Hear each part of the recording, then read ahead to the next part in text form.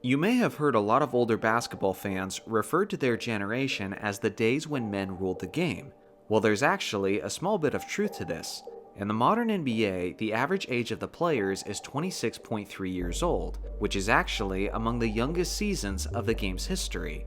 But back in the late 90s, the average age got as high as 27.9 years old in 1999, which makes a lot of sense considering how the pace of play was much slower during that era, which is better suited for veteran players. Most of the contending teams during that era was much older than the rest of the league as well.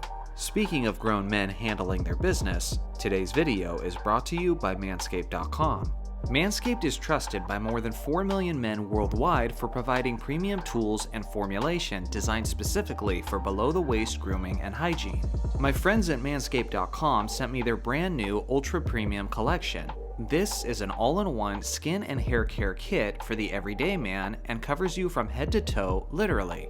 This awesome new package includes the 2-in-1 shampoo plus conditioner, the Manscaped body wash with refined cologne scent, the hydrating body spray, and the aluminum-free stick deodorant. On top of all of this, they include this free gift, the new moisturizing lip balm.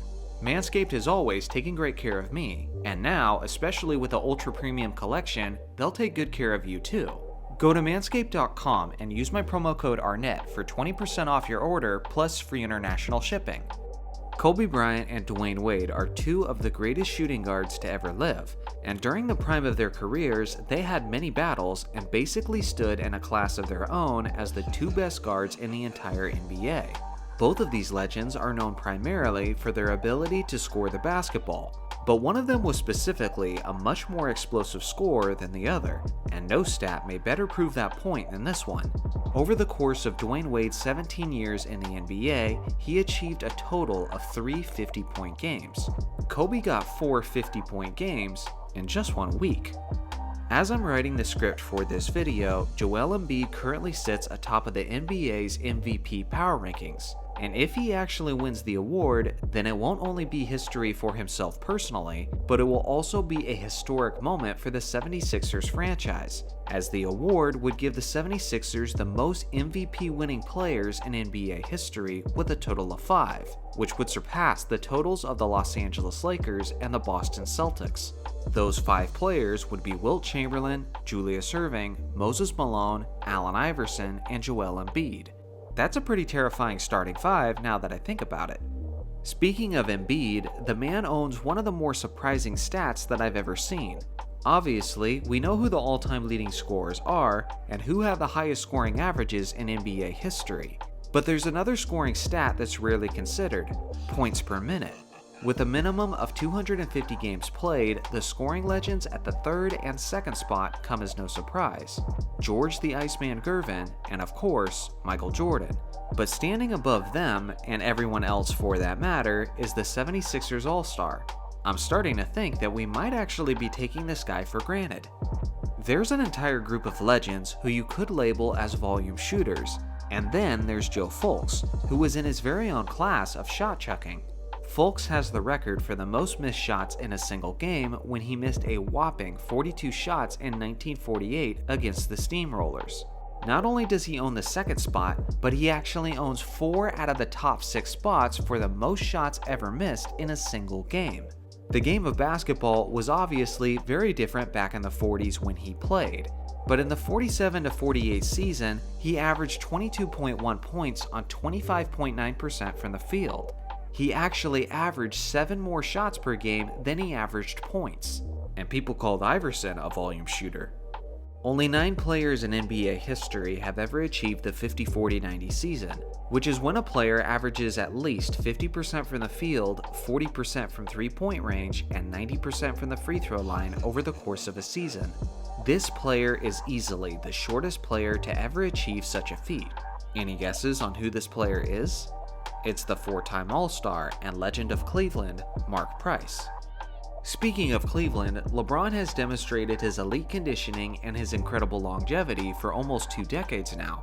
If you combine LeBron's career regular season minutes with his postseason minutes, then you'll see that he has played for an astonishing 62,449 minutes.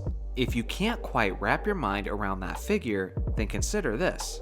Before LeBron James showed up in Cleveland, 3 of the greatest Cavaliers to ever play were Mark Price, Brad Daugherty, and Austin Carr, and all 3 of those players' careers combined was a total of 64,959 minutes.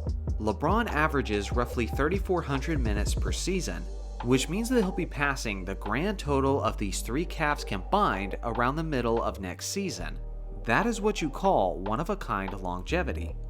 In a past facts video, I mentioned how Steph Curry can miss his next 800 straight three-pointers and would still have a greater three-point shooting percentage than James Harden.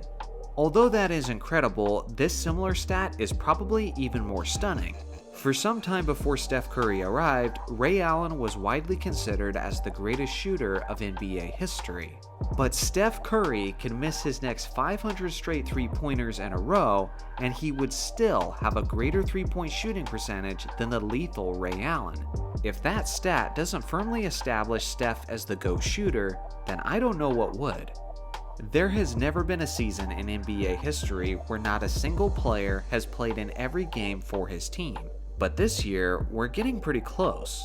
As things currently stand at the time I'm writing this script, only 12 players remain who have played in every game of the 2021 to 2022 season so far, and these are the players listed on the screen. Upon average, each team is roughly 56 games into the season, with about 26 games remaining. So unless these players can stay healthy and continue to avoid the virus, we may actually be witnessing history this season. Life has been rough on the Sacramento Kings for about the last 20 years, but as bad as you think it is, it's probably even worse than that. Case in point, the Seattle Supersonics are seen as ancient basketball history and haven't even existed for the last decade and a half. And yet, even they have a more recent playoff series win than the Sacramento Kings.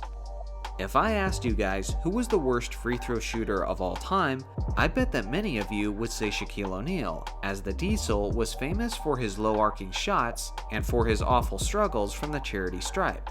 But the thing is, you would be wrong in that case. Very wrong.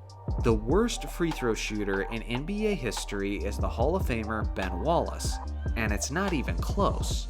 Just how bad of a free throw shooter was Ben Wallace? Well, let me put it this way. Shaq could have taken an extra 3,000 free throw shots during his career, which is roughly 5 seasons worth of free throws for Shaq, and even if he missed every single one of them, he would still have a greater career free throw percentage than Ben Wallace. So yeah, he's that bad. You may have not known this, but for the last half century, the Western Conference has been dominated by 2 states specifically, California and Texas.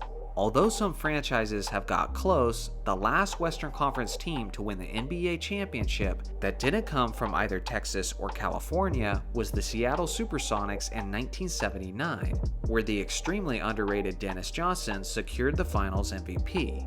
So now it's your turn. Do you guys have any new facts to share with the rest of us? Let me know in the comments section below. Thanks for watching as always, make sure to like and subscribe for more basketball content, and I'll see you guys in the next video.